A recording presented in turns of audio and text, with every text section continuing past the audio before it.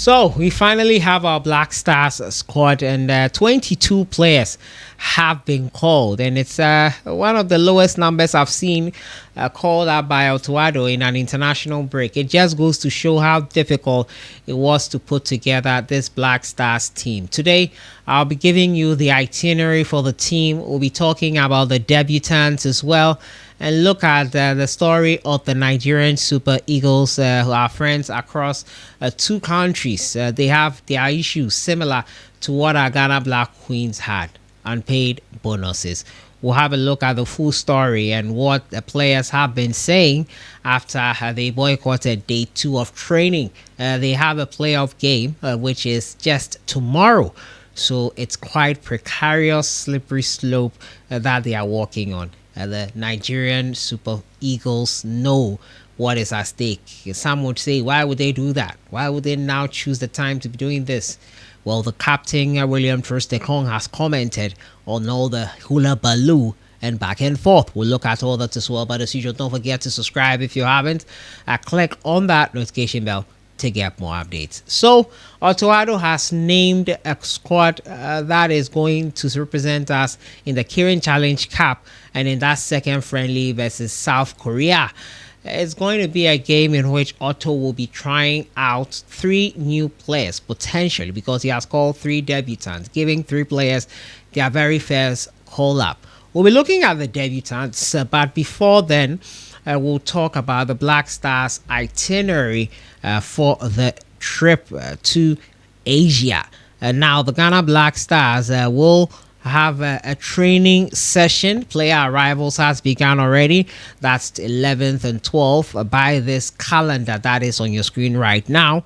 And now the first training session, Nagoya, 6 p.m. That's on Wednesday, 12th November. Thursday, 13th, training at the Toyota Stadium in Aichi, 6 p.m. for that one. I'm wondering, is that 6 p.m. the local time or the time here in Ghana? I would assume it's the local time in Japan. That would essentially make it around 9 a.m. in Ghana here. Now, on Friday, which is the 14th of November, match day, it's the game itself. It's at 10 a.m. Ghana time. That will be a huge time difference. Remember, Japan is 9 hours ahead. On Saturday, 15th, they will depart to Seoul, South Korea for that second game. Before Sunday, they have a training at in Seoul at 6 p.m. Monday, training in Seoul once again. Before Tuesday, 16th November, they will have the match itself. Match day is 10 a.m. in Ghana and 7 p.m. in South Korea. So that's a Black Stars itinerary broken down to you here nicely. I think that it is quite straightforward. We had a delay in the squad announcement, and the reports were that players, visa issues, some players obviously pulled out, probably because of it's an international friendly, and the top of our players, most of them did not make it at all. I saw Kudus Mohammed, Abdul Fattah, Wishahaku, Jordan Ayew. They are probably taking a breather from this international break. World Cup qualification secured. No need to overwork them. Now time for these guys who are making their debuts, along with some who get very little playing time, to prove themselves or to make themselves count. We have 3 debutants in there. Kelvin Nkrumah, as I spoke to you about a couple of weeks ago, Kelvin Nkrumah has gotten his very first call up to the Ghana Black Stars. He is with Mediama SC, and as you can see on your screen with some of the clips of him here, he looks a promising youngster, 20 years of age. And if you don't know, Kelvin Nkrumah has been with the Ghana under-20 side before. He was part of the All-Africa Games team, the team that won gold with Desmond Ofei and Jerry Efrie and co. He was part of it. So I just took note of him, searched a bit on him, and I noticed Kelvin Nkrumah, probably you could say he has gone through the system, and he's getting a chance to prove himself. Prince Osei Owusu of FC Montreal, Club Football Montreal in the MLS this season, he has 13 goals and 3 assists. He is one who has probably gotten his chance a bit late. German descent also in there. Prince Osei Owusu. We'll see what he can bring. He is a forward. We'll see. We'll see what he can bring on board to the Ghana Black Stars team. Will be interesting to see if he does get the opportunity to play for Ghana. But he has been called to get his very first chance to prove himself to Atuado here. The next one is Prince Kwabena Edu, Victoria Pleasant man. And I've spoken about Prince here on this channel before. I think when the rumor mills were churning out information in thought about which players were included in the team, he became a person who had been scouted or noticed to be part of the team. He is one who Atuado has called into the team now, and he will be joining the Ghana national team in Japan. And talking about the Ghana national team, as you can see on your screen right now, they are in Seoul. Pictures from Japan already. They've arrived safely. They will have a few pictures of them arriving, obviously, in the coming days, and we'll see and talk about them a bit more. But these are the updates on the Ghana Black Stars. The games are on 14th and on 18th, both times. It will be 10 a.m. Ghana time. If you're at work, probably you need to squeeze yourself in and watch this game. I'll be bringing you highlights, of course. There'll be 2 training sessions, obviously, for those 2 games. Otuado will be using this to fine-tune his team and possibly put together a team capable of getting a chance, or players capable of getting a chance to make it into the first team. Most of the first team players did not make it, and this is because probably also wants to try out new players, or they were looking to take a breather. 22 players were called, quite a thin squad if you ask me. Our brothers 2 countries away, Nigeria, they have a problem in their camp. And remember, Nigeria were fortunate, and I'll say fortunate not because they didn't have a hand in it.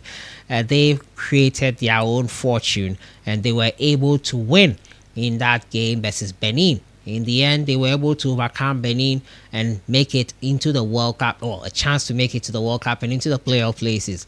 They won 4-0 and made it here. But after day 1 of training, they have issues that need to be resolved. It has to do with money.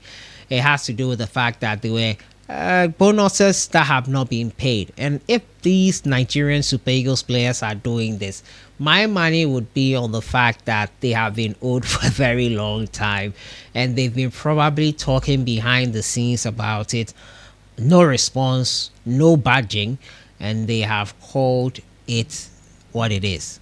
The straw that broke the camel's back, as they'll figuratively put it, was probably being ignored for this long. They know how important the World Cup is probably for their country, and the NFF officials who are not paying them what is owed them. I think I wouldn't be the first to say, come out and say that don't fight for your money. You are working, you are doing something, you need to be compensated for it. Forget about the fact that it's for your country. If you're promised something, if any man is of his own words and wants to be taken seriously, he needs to be a man of his word.